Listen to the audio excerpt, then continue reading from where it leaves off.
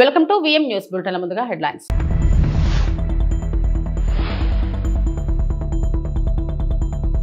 రాజ్యసభ విమాన వస్తువులపై ప్రయోజనాల పరిరక్షణ బిల్లు 2025ను ఆమోదించింది రామ్మోహన్ నాయుడు.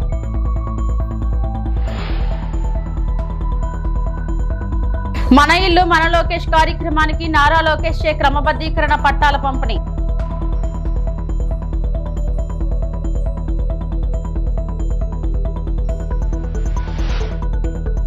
ఏపీలోని రిజిస్ట్రార్ కార్యాలయాల్లో స్లాట్ బుకింగ్ ప్రారంభం.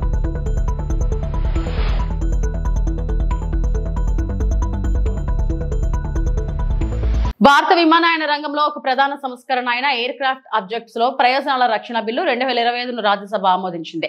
ఈ బిల్లు భారత లీజింగ్ పరిశ్రమను ప్రోత్సహిస్తుంది, దేశీయ లీజర్లకు ప్రోత్సాహాన్ని అందిస్తుంది మరియు మన బ్యాంకింగ్ పర్యావరణ వ్యవస్థను బలోపేతం చేస్తుంది. మరింత అందుబాటులో మరియు సౌకర్యవంతమైన విమానయాన దృశ్యాన్ని నిర్ధారిస్తుంది. గౌరవనీయ పౌర విమానయాన మంత్రి కింజరపు రామ్మోహన్ నాయుడు నాయకత్వంలో ఆయన విమానయాన మంత్రిగా బాధ్యతలు స్వీకరించిన కేవలం 10 నెలల్లో ఆమోదించబడిన 2వ విమానయాన సంబంధిత బిల్లు ఇది. ఈ రంగాన్ని ఆధునీకరించడానికి ఆయన నిబద్ధతను ప్రదర్శిస్తుంది. Shri Kinjarapu Rammohan Naidu ji to reply the discussion. Honorable Deputy Chairman sir, for giving me the opportunity. In fact, almost 16 members have spoken on this very important bill, the Protection of Interest in Aircraft Objects 2025. And the interest that has been shown by all the members. First of all, I'd like to thank them for giving all the suggestions and participating very intensely in the debates also. And there were discussions not only limiting us to the interests of the bill, but more than that. And I would like to say that this is the kind of passion that civil aviation is invoking in all the members of the parliament and also the citizens of this country today. And the kind of progress that we have seen in civil aviation in the last 10 years, definitely I'd like to put it on record that it was not an easy task. And it was not a job of one day that we have done this thing and that is why we are seeing so much growth. But I can say this definitely, even though it is not a one day's job, but it was the mission of one man who is the Prime Minister of this country, Narendra Modi ji. From 2014, since he has become the Prime Minister of this country, the kind of support, the kind of vision with which he has encouraged and moved civil aviation in the country, we are able to grow so much, and we have now proudly say that we are the 3rd largest domestic civil aviation market in the whole world. And I would like to also put some numbers, and I keep saying this everywhere on every platform, including the parliament, while answering the questions and also when attending some important summits. One is in 2014, the total domestic passenger market that we had in the country, sir, is 60.7 million. 60.7 million domestic passenger market in 2014. And where we stand today in 2024, 161.3 million. More than double we are seeing passenger growth in this country. And if you add international passengers also, what was 43 million in 2014, we are now at 66.8 in 2024. Number of aircrafts in the country. మంగళగిరిలో మన ఇల్లు మన లోకేష్ కార్యక్రమంలో పాల్గొన్న మంత్రి లోకేష్ దశాబ్దాలుగా ప్రభుత్వ స్థలాల్లో నివాసం ఉంటున్న వారి చిరకాల కోరిక నెరవేరింది. పేదలకు ఇళ్ల పట్టాలను మంత్రి నారా లోకేష్ పంపిణీ చేశారు. దీంతో మంగళగిరి నియోజకవర్గంలో పండుగ వాతావరణం నెలకొంది.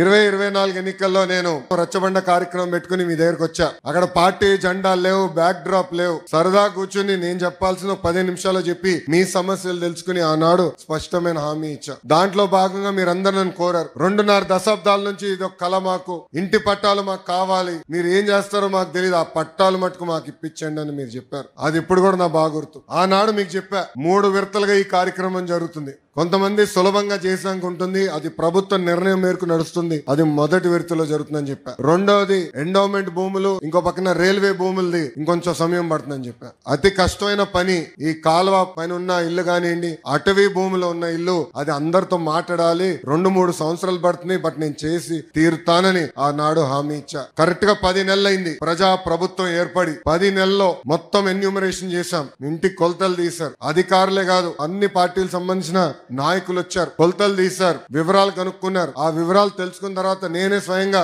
రెవెన్యూ మంత్రి అనగాని సత్యప్రసాద్ గారితో, గౌరవ ముఖ్యమంత్రి గారితో అనేక సార్లు మాట్లాడి ఏకంగా అది కేబినెట్ కి తీసుకెళ్లి కేబినెట్ లో ఆమోదం తెలిపిన తర్వాతనే ఈ కార్యక్రమం మన ముందర తీసుకెళ్లే పరిస్థితి. మీరందరూ ఒక్కసారి గుండెపై చేపెట్టి ఆలోచించారు. గత 2.5 దశాబ్దాలుగా మీకున్న కళ ఇది. అనేక మంది నాయకులు మీరు కలిశారు. జిరాక్స్ ప్రింటింగ్లకే విపరీతంగా ఖర్చు అయిపోయింది, కాగితాలు ఇచ్చేదానికి ఖర్చు అయింది. అలాంటిది వేదికమైన నాయకులందరం మేము కష్టపడి, మీ దగ్గర ఒక బాటిల్ నీళ్ళు కూడా మేము తాగలేదు, మీకోసం కష్టపడి అవినీతి లేకుండా ఈ రోజు మీకు ఇల్లు పట్టాలు మేము ఇస్తున్నాం. పెద్దలు ఇప్పుడే చెప్పారు, దాదాపు మొదటి విడతలో మార్కెట్ విలువ 1000 కోట్ల విలువైన ఆస్తిని ఈ రోజు మీకు శాశ్వతంగా హక్కు కూటమి ప్రభుత్వం అందజేస్తుంది. ఆంధ్రప్రదేశ్ లోని రిజిస్ట్రార్ కార్యాలయంలో స్లాట్ బుకింగ్ విధానాన్ని మంత్రి అనగాని సత్యప్రసాద్ ప్రారంభించారు.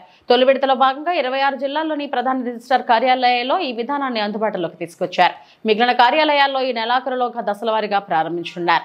ఈ సందర్భంగా మంత్రి సత్యప్రసాద్ మాట్లాడుతూ పేదలకు న్యాయం జరగాలన్న లక్ష్యంతో పనిచేస్తున్నామన్నారు. వ్యాపారులు ప్రజల శ్రేయస్సు దృష్ట్యా నిర్ణయాలు తీసుకుంటున్నట్టు చెప్పారు. భూ వివాదాలు లేకుండా సంస్కరణలు తీసుకొస్తున్నాం, అభివృద్ధి కోసం నాలా చట్టాన్ని కూడా తీసేసే కొత్త విధానం తెస్తున్నామని అనగాని సత్యప్రసాద్ తెలిపారు. గవర్నమెంట్ లో బ్యూరోక్రాట్స్, కలెక్టర్సే కాకుండా ఏదైతే వ్యాపారస్తులు ఉన్నారు, బిల్డర్స్ అసోసియేషన్స్ ఉన్నారు, అది క్రెడ్ అవ్వచ్చు, నెరెడ్కో అవ్వచ్చు, బిల్డర్స్ అసోసియేషన్ అవ్వచ్చు, వాళ్ళతో కూడా స్టేక్ హోల్డర్స్గా చేసి, వాళ్ళందరినీ కూడా స్టేక్ హోల్డర్స్గా చేసి వాళ్ళతో కూడా ఫీడ్బ్యాక్ తీసుకుని ఎలా చేస్తే బాగుంటుందో అని చెప్పేసి సుదీర్ఘ చర్చ చేసి ఎన్నో రిఫార్మ్స్ చేసినటువంటి పరిస్థితి మనం చూస్తూ ఉన్నాం. గత ప్రభుత్వంలో చాలా ఇబ్బందులు పడ్డాం, ల్యాండ్ రిఫార్మ్స్లో ఇబ్బందులు పడ్డాం, రిజిస్ట్రేషన్ శాఖలో ఇబ్బందులు పడ్డాం. అన్నీ కూడా దూరం చేయాలనే లక్ష్యంతోనే ఈ రోజున ఈ స్లాట్ బుకింగ్ సదుపాయాన్ని తీసుకోవడం జరిగింది. ఎందుకంటే ఈ వెబ్సైట్లో ఈ స్లాట్ బుకింగ్ మాడ్యూల్ ద్వారా ఏ రోజు వీలుంటే ఆ రోజు, అంటే వెళ్ళి గంటల తరబడి, రోజుల తరబడి నుంచుని వెనక్కి వెళ్ళిపోయే పరిస్థితి మనం చూసాం.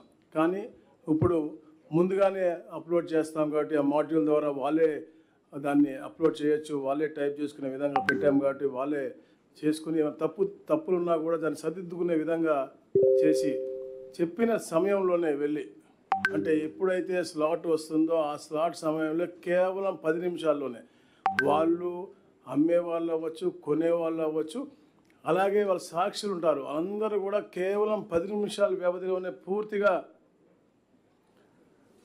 పూర్తిగా అయిపోయే విధంగా వచ్చిన వాళ్ళు మంచి వాతావరణంలో సత్వరంగా పనిచేసుకుని వెళ్ళిపోయే విధంగా, అలాగే ఆటోమేటేషన్ కూడా అయ్యే విధంగా. ఎందుకంటే ఈ రిజిస్ట్రేషన్ డిపార్ట్మెంట్ని అనుసంధానంగా ఉన్నటువంటి అన్ని డిపార్ట్మెంట్లు కూడా ఇంటిగ్రేట్ చేస్తూ ఉన్నాము. MAUD DTCP మాత్రం ఇప్పుడు జరుగుతూ ఉంది, అది కూడా ఒక నెల రోజుల్లో పూర్తి అవ్వబోతూ ఉంది. దాని ద్వారా అంటే మంచి ఫలితాలు ఇవ్వాలనే లక్ష్యంతోనే ఇవన్నీ కూడా అనుసంధానం చేస్తూ ఉన్నాం. దాంతోపాటు గౌరవ స్పెషల్ చీఫ్ సెక్రటరీ గారు వచ్చిన తర్వాత పోడియంలు తీసేసి అందరూ కూడా అంటే సమానమైన గౌరవం కల్పించాలని లక్ష్యంతో పనిచేశారు. అలాగే హరినారాయణ గారు వచ్చిన తర్వాత సెలవు రోజుల్లో కూడా తప్పకుండా ఎవరికి కావాలంటే కూడా తప్పకుండా మనం పెడదామనే లక్ష్యంతో ఈ స్లాట్ బుకింగ్ కూడా అది కొంచెం ఎక్స్ట్రా పేమెంట్ చేస్తే తప్పకుండా సెలవు రోజుల్లో కూడా అంటే ఒక వెసులుబాటు కల్పించే విధంగా, ఒక మంచి వాతావరణం చేసే విధంగా అది కూడా చేయడం జరుగుతూ ఉంది. దాంతోపాటు మొన్న ఉగాది, రంజాన్ రోజుల్లో కూడా చాలామంది చెప్పారు రాదు రాదు రాదు అని, కానీ దాదాపుగా 72 కోట్ల రూపాయలు ప్రభుత్వానికి రెవెన్యూ వచ్చింది. అంటే చేయించుకున్న పబ్లిక్ హ్యాపీగా ఉన్నారు, ప్రభుత్వానికి రెవెన్యూ కూడా వచ్చింది. అట్లాంటి నూతనమైనటువంటి కార్యక్రమాలు చేపట్టి రాబోయే రోజుల్లో తప్పకుండా ఒక ఫ్రెండ్లీ వాతావరణం క్రియేట్ చేయాలని చెప్పేసి మేము ఇవన్నీ కూడా చేయడం జరుగుతుంది. ఈ రోజున 26 జిల్లా కేంద్రాల్లో ఈ యొక్క స్లాట్ బుకింగ్ ఓపెన్ చేస్తూ ఉన్నారు. సత్వరంగా 296 ఏదైతే సబ్ రిజిస్ట్రార్ ఆఫీసులు ఉన్నాయో అన్నిట్లో కూడా ఈ యొక్క కార్యక్రమం ఉంటుంది. ఇప్పటికే పైలట్ ప్రాజెక్ట్ కూడా గాంధీనగర్ పాటు కూడా చేసి సక్సెస్ఫుల్గా అయింది.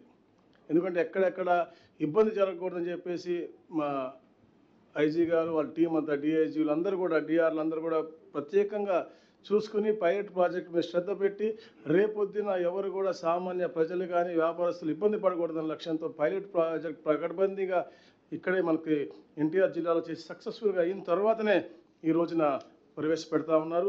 ఏపీ సచివాలయంలో అగ్ని ప్రమాదం జరిగింది. 2వ బ్లాక్ లో బ్యాటరీలు ఉంచే ప్రాంతంలో ఈ ఘటన జరిగింది. ప్రమాదాన్ని గుర్తించిన వెంటనే ఎస్పీఎఫ్ సిబ్బంది వెంటనే అగ్నిమాపక సిబ్బందికి సమాచారం ఇచ్చారు. వారు ఘటనా స్థలానికి చేరుకొని మంటలను అదుపులోకి తీసుకొచ్చారు.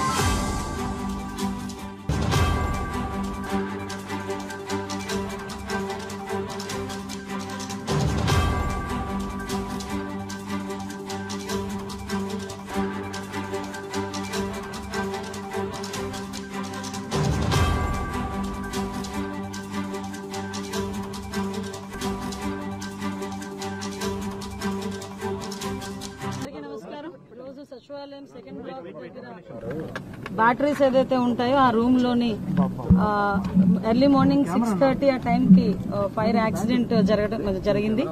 ఆ ఫైర్ ఏదైతే స్మోక్ మా ఎస్పీఎఫ్ డిపార్ట్మెంట్ వాళ్ళు స్మోక్ చూసి ఇమీడియట్ గా వాళ్ళు కొంతమంది ఎస్పీఎఫ్ స్టాఫ్ ఇక్కడికి వచ్చి ఆ ఫైర్ కంట్రోల్ చేయడానికి ప్రయత్నం చేస్తూనే ఇమీడియట్ గా ఫైర్ డిపార్ట్మెంట్ వాళ్ళకి చెప్పడం వితిన్ 3 minutes ఫైర్ డిపార్ట్మెంట్ వాళ్ళు కూడా ఇక్కడికి రావటం. వాళ్ళు వచ్చిన తర్వాత వితిన్ 5 minutes లో ఓవరాల్ గా చెప్పాలంటే ఒక 8 to 10 minutes మధ్యలో ఫైర్ అంతటిని కూడా కంట్రోల్ చేయడం జరిగింది. ఫర్దర్ గా వితిన్ 5 minutes లో ఓవరాల్ గా చెప్పాలంటే ఒక 8 to 10 minutes మధ్యలో ఫైర్ అంతటిని కూడా కంట్రోల్ చేయడం జరిగింది. ఫర్దర్ గా పెద్ద ప్రమాదమే తప్పింది అని అనుకోవాలి. ఎందుకంటే అక్కడ నుంచి కొంత స్మోక్ కూడా పైన ఉన్న ఫ్లోర్ లోకి కూడా వెళ్ళటం, అక్కడ కొన్ని ఏసీలు పాట్ అవ్వటం, అదేవిధంగా బ్యాటరీలన్నీ కూడా కొంచెం ధ్వంసం అవడం కూడా జరిగినాయి. అవన్నీ కూడా ఫైర్ లో కొంచెం కాలిన దాఖలాలు కూడా కనిపిస్తున్నాయి. ఇమీడియట్ గా మొత్తం డిపార్ట్మెంట్ వాళ్ళు, జిఏడి వాళ్ళు, అదేవిధంగా సిఆర్డీఏ వాళ్ళు అందరూ కూడా ఇక్కడికి వచ్చి దాని మీద ఏం జరిగిందని ప్రిలిమినరీ రిపోర్ట్ కూడా ఈ రోజు షార్ట్ సర్క్యూట్ వల్ల జరిగిందని ప్రిలిమినరీ రిపోర్ట్ కూడా ఇవ్వడం జరిగింది. అయినప్పటికీ కూడా ఇది పోలీస్ డిపార్ట్మెంట్ వాళ్ళకు కూడా అప్పచెప్పి డిపార్ట్మెంట్ వైజ్ గా కూడా దీని మీద క్లియర్ కట్ ఎంక్వైరీ చేయిస్తున్నాం. ఏదైనా ఇది యాక్సిడెంటా, ఇంటెన్షనల్ గా ఏదైనా జరిగిందా అన్న కోణంలోని కూడా దేన్ని కూడా చులకనగా తీసుకుని మనం లైట్ గా తీసుకుని పక్కన పెట్టట్లా ఇమీడియట్ గా దాని మీద ప్రతి ఒక్క విషయంలోని కూడా కూలంకషంగా ఎంక్వైరీ చేసి రిపోర్ట్ ఇవ్వమని కూడా చెప్తున్నాం. ఇప్పుడు ఫోరెన్సిక్ డిపార్ట్మెంట్ వాళ్ళు కూడా ఇప్పుడు వస్తున్నారు. ఫోరెన్సిక్ వాళ్ళు ఇచ్చిన రిపోర్టు, అదేవిధంగా పోలీస్ డిపార్ట్మెంట్ వాళ్ళు ఇచ్చిన రిపోర్టు బేస్ చేసుకుని దాని మీద ఫర్దర్ గా చర్యలు అనేది తీసుకుంటాం. ఫర్దర్ గా ఇటువంటి ప్రాబ్లం రాకుండా ఇప్పుడే మేము జేడీ వాళ్ళతో కూడా మాట్లాడడం జరిగింది. ఇమీడియట్ గా ఫైర్ ఆడిట్ కూడా మేము చేస్తాం. సెక్రటేరియట్ మొత్తం కూడా ఫైర్ ఆడిట్ చేసి ఎక్కడెక్కడ మనకి ప్రికాషనరీ ఏంటి ఉన్నాయి, అలారమింగ్ సిస్టమ్స్ ఎక్కడ ఉన్నాయి, ఎక్కడ పనిచేస్తున్నాయి, ఎక్కడ పని చేయట్లేదు, ఇమీడియట్ గా రిపోర్ట్ కూడా మేము తెప్పించుకొని ఎక్కడ కూడా ఫర్దర్ గా కూడా ఎటువంటి యాక్సిడెంట్లు జరగకుండా ఉండే బాధ్యత కూడా మేము తీసుకుంటాం. అల్లూరు సీతారామరాజు జిల్లాలో మారుమూల గ్రామాలకు రహదారులు నిర్మించి డోలీ మూతల రహితంగా తీర్చిదిద్దడానికి రాష్ట్ర ప్రభుత్వం సహకారం అందిస్తుందని జిల్లా కలెక్టర్ ఏఎస్ దినేష్ కుమార్ పేర్కొన్నారు. 456 కోట్లతో రహదారుల అభివృద్ధి, కొత్త రోడ్ల నిర్మాణాలు, 26 వంతెనల నిర్మాణాలను మంజూరు చేయడం జరిగిందని స్పష్టం చేశారు. కలెక్టరేట్ సమావేశ మందిరంలో విలేకరుల సమావేశం నిర్వహించారు. జరిగిన కలెక్టర్స్ కాన్ఫరెన్స్ లో గౌరవ ముఖ్యమంత్రి వారిలో ఈ డోలీ రహిత జిల్లాగా అది ప్రకటన చేయడానికి కావాల్సిన బడ్జెట్ లో ఎస్పెషల్ ఎన్ఆర్జిఎస్ నుండి అండ్ పిఎం జన్మన్ నుండి ఆర్ టిఎస్పి నిధి నుంచి చేయడానికి కావాల్సిన చర్యలు ఖచ్చితంగా ఇస్తామని హామీ ఇవ్వడం జరిగింది. అది కూడా ఒక 3 దఫాల్లో ఈ నెక్స్ట్ 3 years లో పూర్తిగా మనకి అన్కనెక్టెడ్ హ్యాబిటేట్స్ అన్ని కూడా లేకుండా చేయడానికి కావాల్సిన చర్యలు తీసుకోవడానికి సపోర్ట్ చేస్తామన్నారు. రెండవది మన ప్రాంతంలో ఈ అగ్రికల్చర్ ప్రోడక్ట్స్ అన్ని కూడా ప్రాసెసింగ్ చేయకుండా అన్ని కూడా అమ్మడం జరుగుతుంది. సో దానికి కావాల్సిన ఇండస్ట్రీస్ మన ప్రాంతంలో ఇప్పుడు 170 ఉంటున్న వలన దానికి ఇమీడియట్ గా మనకి అడ్జసెంట్ ల్యాండ్ లో ఐటీడీఏ నుంచి నెక్స్ట్ బార్డర్ లో ఒక శాటిలైట్ పార్క్ ఏర్పాటు చేయడానికి మనం అడగడం జరిగింది. అది కూడా ముఖ్యమంత్రి గారు ఆమోదం చేశారు. సో మూడవదిగా మనం ఈ జిల్లాని ఆర్గానిక్ జిల్లాగా ప్రకటన చేయాలి అని ఒక ప్రతిపాదన సారికి చెప్పడం జరిగింది. సో నెక్స్ట్ కమింగ్ 3 years లో ITDA Paderu, then 4th year లో ITDA Rampachodavaram and 5th year లో ఐటీడీఏ చింతూరు. సో 2030కి చింతూరు వరకు ఆల్ ఐటీడీఎస్ కూడా ఒక పూర్తిగా ఆర్గానిక్ ఐటీడీఏగా ఆర్గానిక్ జిల్లాగా ప్రకటన చేయడానికి కావాల్సిన రోడ్ మ్యాప్ ప్రిపేర్ చేసి సబ్మిట్ చేయడం జరుగుతుంది. అది కూడా ఆమోదం ఇచ్చారు. అదికి కావాల్సిన సపోర్ట్ అదన్నీ కూడా ప్రభుత్వం నుంచి మనం తీసుకోవడం జరుగుతుంది. దానికి ఉన్న ట్రైనింగ్ కానీ ఈ న్యాచురల్ ఫార్మింగ్ కావాల్సిన ఈ మందులు ప్రిపేర్ చేసిన ఇన్పుట్ స్టోర్స్ కానీ ఇది అన్ని ఏర్పాటు చేయడానికి కావాల్సిన ప్రపోజల్ ప్రిపేర్ చేయడం జరుగుతుంది. ఇది కాకుండా we also asked to establish that district tourism ని మనం ప్రోత్సహించడానికి ఒక డిస్ట్రిక్ట్ ట్రైబల్ టూరిజం కౌన్సిల్ అని ఒక మెథడ్ మనం అడగడం జరిగింది. దాంట్లో ఈ టూరిజం ఇండస్ట్రీస్లో ఎక్కువ గిరిజనులు వాళ్ళు ఈ డెసిషన్ మేకింగ్లో వాళ్ళని పార్టిసిపేట్ చేయడానికి కోసము ఈ డిస్ట్రిక్ట్ ట్రైబల్ టూరిజం కౌన్సిల్ని ఒకటి ఏర్పాటు చేయాలని అని కోరడం జరిగింది. దాని గురించిన ఇప్పుడు పేపర్ వర్క్ మనం ప్రిపేర్ చేసి ప్రపోజల్స్ ప్రభుత్వం పంపించడం జరుగుతుంది. దానివలన ఎలాంటి ఇండస్ట్రీస్ ఎలాంటి టూరిజం ఇక్కడ రావచ్చు, వస్తే దానికి ఉన్న ఇంపాక్ట్ ఎలా ఉంటుంది, మనకున్న ఎన్విరాన్మెంట్లో ఎలా ఇంపాక్ట్ ఉంటుంది, మనకున్న సొసైటీలో ఎట్లా ఇంపాక్ట్ ఉంటుంది, ఎకనామిక్గా దానివల్ల ఏదైనా ఉపయోగం ఉంటుందా లేదా అని ఈ డిస్ట్రిక్ట్ టూరిజం కౌన్సిల్ అదన్నీ కూడా అప్లై చేసేసి దానికి ఆమోదం ఇవ్వడం జరుగుతుంది. సో అప్పుడు ఈ ఏరియాలో ఉంటున్న నెగటివ్ ఇంపాక్ట్ టూరిజం వలన నెగటివ్ ఇంపాక్ట్ కాకుండా ఒక సస్టైనబుల్ టూరిజం తీసుకువెళ్ళడానికి ఒక ప్రతిపాదన పంపించడం జరుగుతుంది. పశ్చిమ గోదావరి జిల్లా నరసాపురం మొగల్తూరు మండలాల్లోని ప్రభుత్వ ప్రైవేట్ హాస్టళ్లను జిల్లా కలెక్టర్ నాగరాణి ఆకస్మికంగా తనిఖీ చేశారు. వసతి గృహాలను పరిశుభ్రత విద్యార్థులకు తయారు చేసిన వంటకాలను ఆమె పరిశీలించారు. మెనూ అమలవుతుందా లేదా అన్న విషయాన్ని విద్యార్థులను అడిగి తెలుసుకున్నారు. కలెక్టర్ వెంట ఆర్డీఓ దాసిరాజు ఉన్నారు.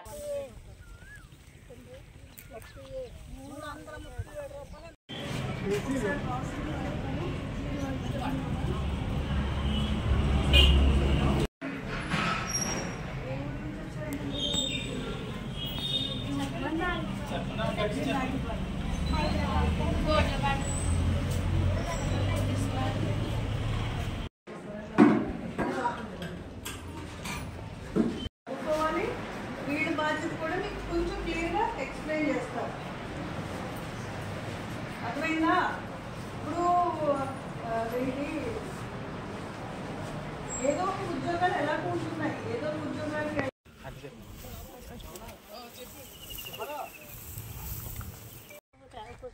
ఇదంతా కొత్తగా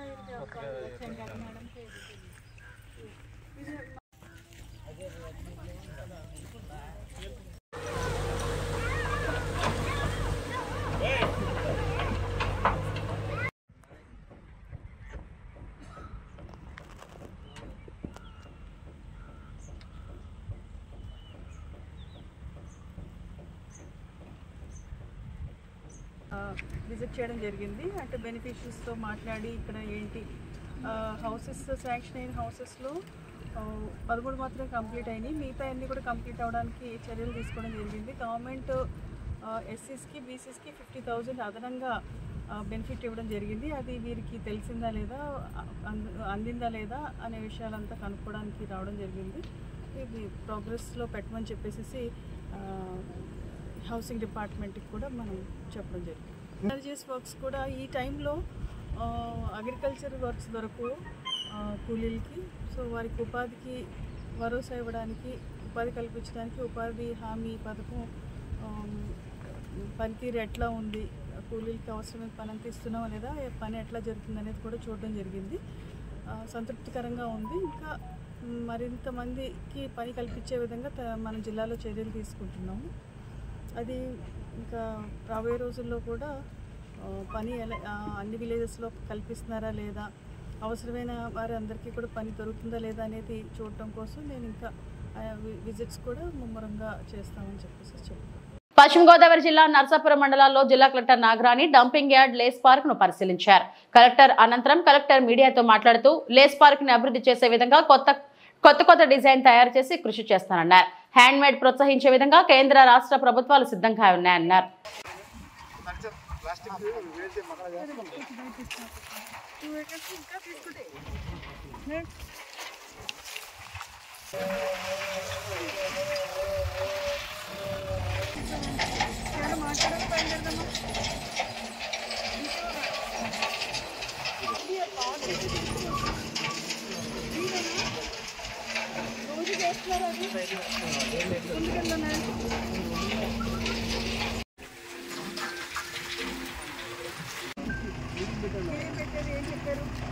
వాళ్ళు సైట్ అది వేరు ఎవరు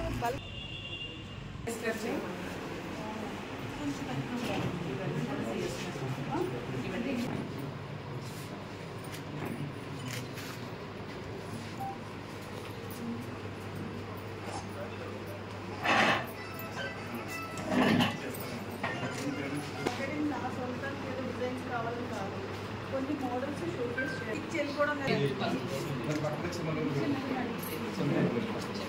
చాలా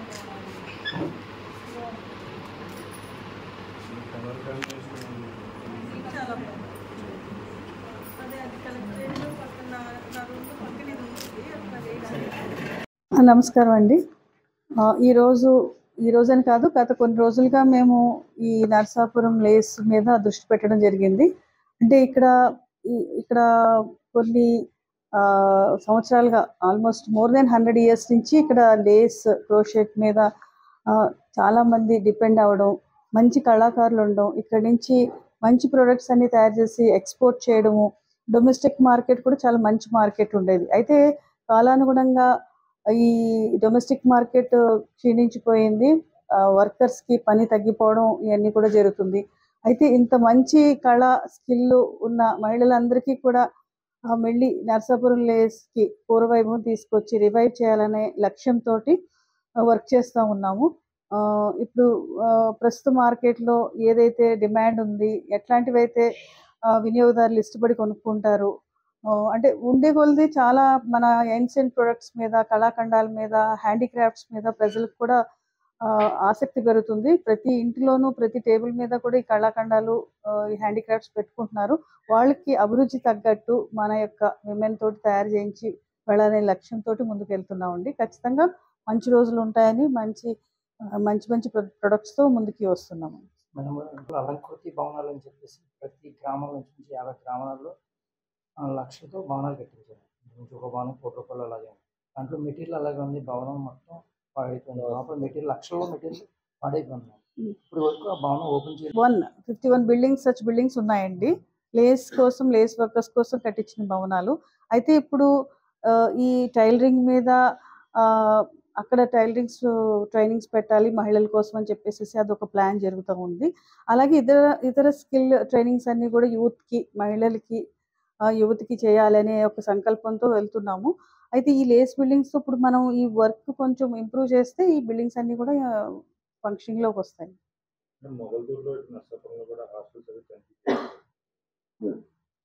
మొగల్తూరు, ముత్యాలపల్లిలో NRGS వర్క్స్, తర్వాత social welfare girls hostel, housing colony, dump yard ఇవన్నీ కూడా చూడడం జరిగింది. కొన్ని ఈ గార్బేజ్ మీద అంతా కూడా కొంచెం స్టడీ చేస్తున్నామండి. కొంచెం ఇంప్రూవ్ చేయాలి టౌన్లో, నరసాపురం టౌన్లో. ఇదంతా మీ అందరికీ కూడా తెలుసు. NGT నుంచి కూడా వచ్చారు లాస్ట్ ఇన్స్పెక్షన్కి 2 months బ్యాక్.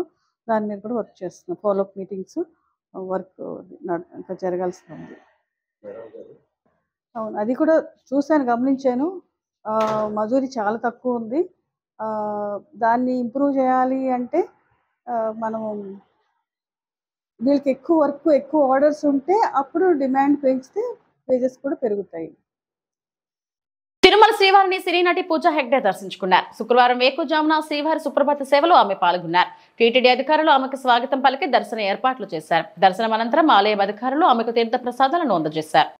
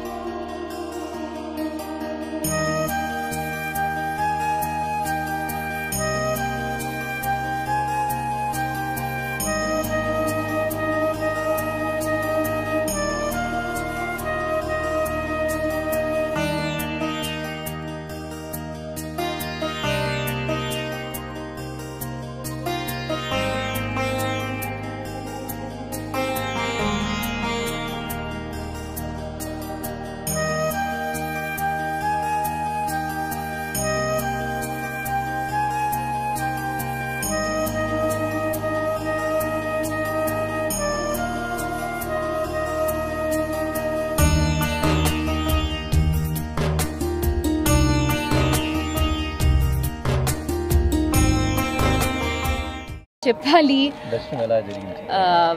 చాలా సంతోషంగా ఉంది. నా మనసులో చాలా టైం నుంచి ఇక్కడ రావడానికి ఒక విష్ ఉంది. అండ్ ఈరోజు చాలా మంచి దర్శనం అయింది నా ఫ్యామిలీతో. నేను యాక్చువల్లీ చాలా లక్కీగా ఉన్నాను. దేవుడు నాకు ఇంత మంచి దర్శనం ఇవ్వడానికి I feel very very blessed and thank you. కొత్త ఇప్పుడు మే 1కి రెట్రో ఫిల్మ్ రిలీజ్ అవుతుంది. Thank you. ఇవి ఇప్పటివరకు నా బులెటిన్ అప్డేట్స్. నమస్తే.